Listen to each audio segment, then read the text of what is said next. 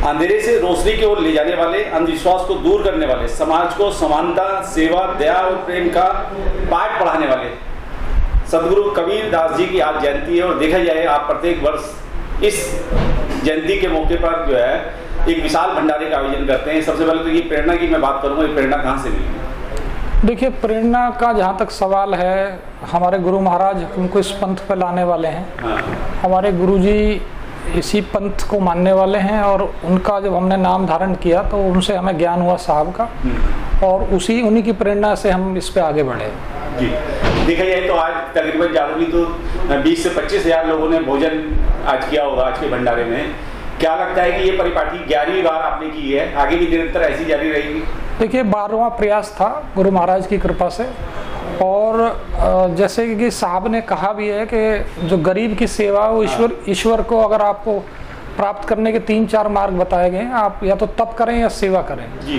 तो इस अन्य क्षेत्र, इस लंगर के माध्यम से हमारी यही कोशिश रहती है कि गरीब व्यक्ति को हम भोजन करा सकें। और ये पावन पर्व हर एक कबीरपंथी के लिए एक बड़ा पर्व होता है, जब साहब का प्रकट उत्सव होता है जेठ की पूर्णिमा को। तो हमारी कोशिश रहती है कि इस भंडारे के साथ भोजन कराने के साथ साथ हम सौहार्द का, प्रेम का, भाईचारे का एक संदेश जो सदगुरु साहब ने अपने समय में दिया था उसको पुनः प्रकाशित करें, पुनः प्रचारित करें। इसका एक उद्देश्य ये भी रहता है। देखा जाए तो सदगुरु कबीरदास जी ने हिंदू मुस्लिम बिना किसी जाति धर्म के जो है एक सद्भाव का माहौल कायम किया, लेकिन आज देश के अंदर जो चल रहा है उसको लेके भी कुछ कहेंगे?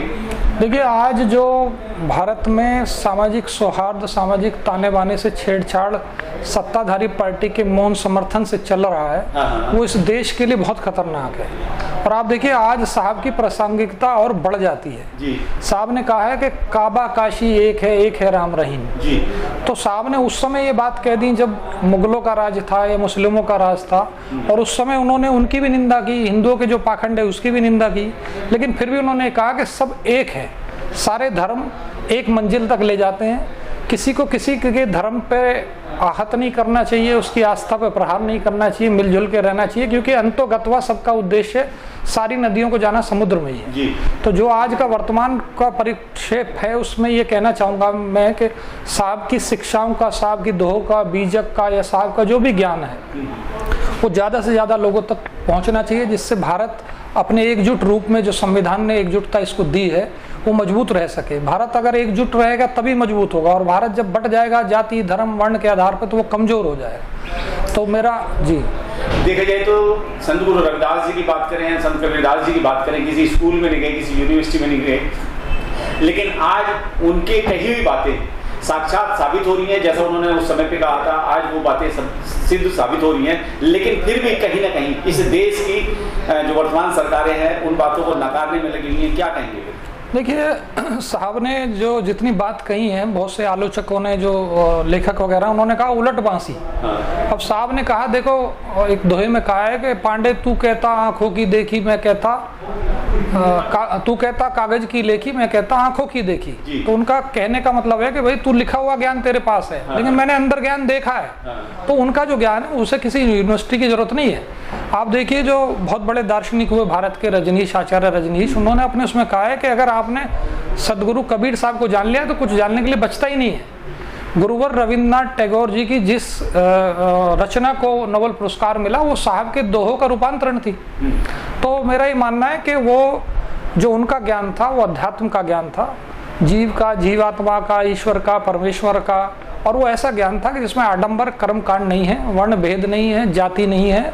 उन्होंने कहा है कि भक्ति करे कोई सूरमा, जाति वर्ण कुल कोई, कि भक्ति करने वाला सूरमा होता है, उसकी जाति वर्ण कुल कोई भी हो। तो साहब का जो ज्ञान है वो बड़े ऊपर का ज्ञान है, और आज तो कुछ भी नहीं है। जब आप सोचिए, जब साहब का अवतरण हुआ था इस धरती पर, तो वहाँ जो काशी नगरी है, जो कट्टर हमारे पुरोहित वर्ग की मानी जाती है, वहाँ उसका खंडन मंडन उन्होंने किया, और वो सब मिलके भी साहब को पराजित नहीं कर पाए। तो कहने का सिर्फ तात्पर्य ये है कि उन्होंने सिर्फ मुस्लिमों का ही खंडन नहीं किया, उन्होंने मुस्लिमों के लिए भी कहा है कि भाई कांकर पत्थर जोड़ के मस्जिद ली बनाए, ताचड़े मुल्ला बाग दे, क्या बहरा हुआ खुदा है। उधर हिंदुओं के लिए भी उन्होंने कहा कि कि भाई एक राम दशरथ के प्यारे, एक राम कण कण के न्यारे हैं, एक राम रोम रोम में बसने वाले राम हैं। आप जिस राम का मंदिर बना रहे हो, मंदिर में स्थापित कर रहे हो, अगर वो राम मंदिर में रहते तो मंदिर से बाहर बड़ी जगह है, तो रोम रोम में बसने वाले राम को साहब मानते हैं। तो मेरा ये मानना है कि अगर थोड़ा सा भी हम इसके उनके ज्ञान को प्रसारित कर सकें, उसको प्रचलित कर सकें, तो ये भारत के तमाम जाति धर्म वर्ण के लोगों को लाभदायक होगा। अच्छा, आखिर में सिकंदर जी चलते चलते मेरा एक बड़ा महत्वपूर्ण सवाल है, जिस तरीके से इस समय देश जो है कहीं ना कहीं जातिवाद की आग में जल रहा है, और हमारे महापुरुषों ने, चाहे उसमें कबीरदास जी रहे या रविदास जी रहे या इसके अलावा तथागत बुद्ध रहे और भी बहुत सारे महापुरुष रहे, उन्होंने कहीं ना कहीं इस धर्म जाति को खत्म करने का अर्थक प्रयास किया। लेकिन आज जो परिवेश चल रहा है, इस पे क्या कहेंगे कि किस तरीके से ये जो हिंदू मुस्लिम मंदिर मस्जिद की लड़ाई झगड़े चल रहे हैं, उसके लिए अमन चैन की शांति के लिए क्या कहेंगे? देखिए, ये बड़ा सरल सी बात है। आप किसी से भी पूछिए कि एक परिवार, अगर कोई परिवार रह रहा है और वो परिवार एक कैसे रह सकता है, तो एक तभी रह सकता है जब मतभेद जो हैं वो बढ़ाए ना जाएं, बैठ के सुलझाए जाएं और न्याय हो, जस्टिस हो। जैसे बाबा साहब ने जो हमारा कॉन्स्टिट्यूशन बनाया है, उसमें 3 मुख्य बातें हैं, जिसमें स्वतंत्रता, समानता और न्याय। तो ये 3 चीज़ें यदि किसी परिवार में होंगी तो वो परिवार लंबा चलेगा और वो परिवार मजबूत रहेगा, बाहर से उस पर आक्रमण नहीं होंगे। तो बाबा साहब का जो कॉन्स्टिट्यूशन है उसमें 2 ही आइडियोलॉजी हैं, भगवान बुद्ध की और सदगुरु साहब कबीर जी की। तो अगर इन पे हम ध्यान नहीं देंगे, आपस में बांटेंगे वोट की खातिर, जो सत्ताधारी पार्टी है, चाहे वो कोई भी पार्टी है, उसका एक ही उद्देश्य है कि पोलराइज करके अपनी वोटों को बढ़ा लिया जाए, और वो ये नहीं समझ रहे कि उससे देश को कितना नुकसान हो रहा है। आज जो सत्ताधारी पार्टी है उसने धर्म की जो राजनीति को वो हवा दे रहे हैं, या उनके प्रवक्ता हैं या उनके लोग हैं, वो ऐसी सी बात कर रहे हैं, सिर्फ उनका एक उद्देश्य है कि ये पोलराइज हो जाए, हिंदू लोग एक हो जाएं, और सिर्फ समस्याओं की जड़ मुसलमान है। तो ये हिटलर ने भी किया था, ऐसा यहूदियों के लिए बताया गया था। तो ये एक तरीके से देश की जो आज समस्या बेरोजगारी है, महंगाई है या दूसरी चीज़ें, उनसे ध्यान हटा के आपका फोकस कर दिया हिंदू मुस्लिम पे, जबकि हिंदू मुस्लिम को भारत की समस्या नहीं है। हजारों साल से जब से इस्लाम आया है तब से ये मिलजुल के रह रहे हैं, और आगे भी अगर आपको तरक्की करनी है, भारत को आप कहते हो विश्व गुरु बनाना, तो विश्व गुरु भारत बनेगा कैसे? ऐसे जाति धर्म में बांट के तो कभी नहीं बनेगा। तो मेरा ये मानना है कि सरकार को इस पे गंभीरता से सोचना चाहिए, और जो लोग व्हाट्सएप यूनिवर्सिटी और फेसबुक झूठी पोस्टों के माध्यम से अपने आप को बहुत वो गौरवान्वित महसूस करते हैं, यहाँ हमारा मंदिर मिल गया, यहाँ वो हो गया, ये इस धर्म के लिए हमने कह दिया, वो अंततः इस देश के लिए नुकसानदायक होगा। क्योंकि इतनी बड़ी जो आबादी है, चाहे वो मुस्लिमों की है या किसी और माइनॉरिटी की है, उसको अलग करके या उसको आप सेग्रीगेट करके आगे नहीं बढ़ सकते। तो अगर आप में समानता, न्याय और स्वतंत्रता आप कहीं भी नहीं देंगे तो वो देश सक्सेस नहीं हुआ। चलिए, ठीक, बहुत धन्यवाद। आज देखिए तो पूरे विश्व के अंदर जो है संत गुरु कबीरदास जी की जयंती मनाई जा रही है, और आज यहाँ एक विशाल भंडारे का आयोजन किया गया है सिकंदर यादव जी के द्वारा। और आज आप यहाँ सम्मिलित हुए, किन शब्दों में आप जो है इस जन्म जयंती के बारे में संदेश देना चाहेंगे? सबसे पहले तो आपके चैनल के माध्यम से देश और दुनिया में बैठे हुए मानवतावादी विचारों के मानने वाले उन सभी धर्म बंधुओं को और समूची मानव जाति को, प्राणी मात्र को हमारी तरफ से बंदीशोर सदगुरु सत्य कबीर साहब जी महाराज जी के प्रकट दिवस की हार्दिक शुभकामनाएं, लख लख बधाई और कोटन कोट मुबारकबाद। इस महापर्व की मंगलमय बेला में हम आप सभी के सुखद जीवन, उज्जवल भविष्य और लंबी उम्र की कामना करते हैं। माननीय सिकंदर यादव साहब जी, गाजियाबाद। मैं आज पहली बार नहीं, यहाँ काफ़ी दिन से आ रहा हूँ। ये परंपरागत बन गया है पर्व इनके लिए, और हर वर्ष ये अपने बीसों नफोनों की पवित्र कमाई के द्वारा कमाए हुए धन का कुछ अंशदान पूरा दिन यहाँ रोड पर भंडारा लगा करके गुरु महाराज को समर्पित करते हैं। ये उन महापुरुषों के उन संदेशों का प्रतिफल है जिसमें उन्होंने संगत और पंगत 2 वरदान मानव जाति को दिए, और भारत भूमि में जो जातिगत क्षेत्रगत बिखराव था मानव जाति में, उसको कहीं तक उन्होंने बांधने का प्रयास किया है। सदगुरु कबीर साहब जी महाराज किसी मोहताज के किसी परिचय के मोहताज नहीं है, क्योंकि उनके जो संदेश हैं, उनके जो आदर्श हैं आज भी प्रासंगिक हैं। पूरा विश्व उनके संदेशों को मानता है। और जैसा कि आपने सुना होगा, यकायक किसी भी व्यक्ति के मुंह से निकल जाता है, यार छोड़ परे को ना काउते दोस्ती ना काउते बैर।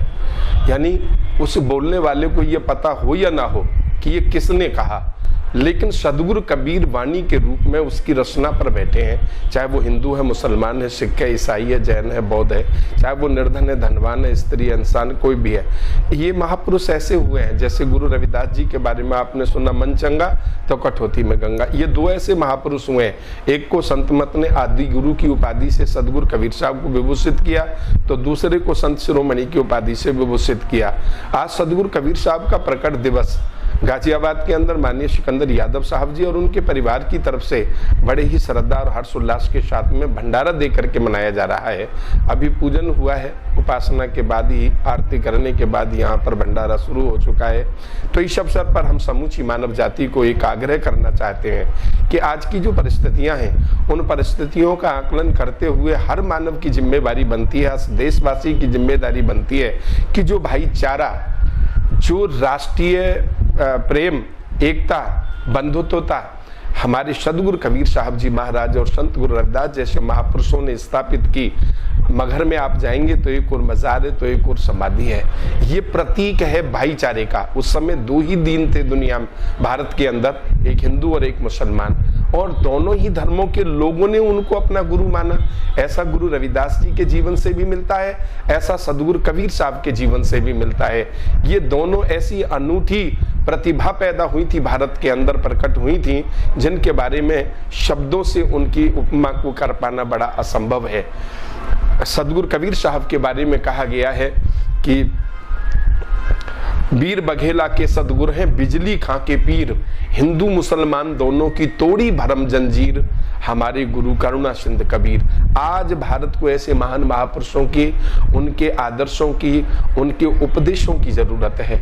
आज जिस तरह से हिंदू मुसलमान के बीच जहर घोला जा रहा है, उस जहर को पाटने का केवल एकमात्र औषधि है। इस भयंकर बीमारी ने जो भारत को अपनी गिरफ्त में ले लिया है, इस बीमारी से छूटने का एक ही उपाय है कि हम सदगुरु कबीर और गुरु रविदास जैसे महापुरुषों के आदर्शों को स्वीकार करें और जन जन तक इन आदर्शों को, उनके संदेशों को पहुंचा करके भारत को विश्व गुरु बनाने में अपनी महती भूमिका और अपना सहयोग प्रदान करें।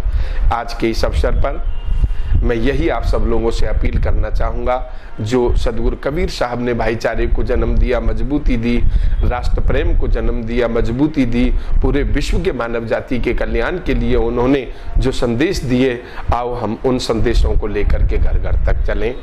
ऐसी आशाओं के साथ आप सभी को बहुत बहुत धन्यवाद। सत साहिब, सतनाम, जय गुरुदेव, धन गुरुदेव।